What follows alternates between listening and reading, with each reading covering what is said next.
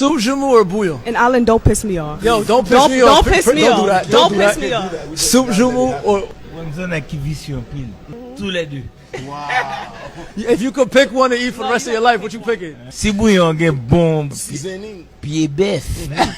Viande. Viande là et puis bon feuille. Ma poêle parce que c'est bon pour santé. So you basically saying bouillon because it's better for you. No. So what?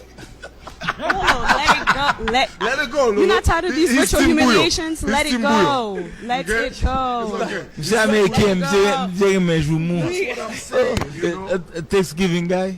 Yeah. Pâté cordé ou pâté en bas fou? En bas fou. En bas fou, the low En bas fou. square pâté. Cordé a dû. Quand il tout haut. Li melon gel poisse. Ou préférez bah au plus simple. Pâté cordé a bibon do. Ah, Les bibons. it's Les bibons.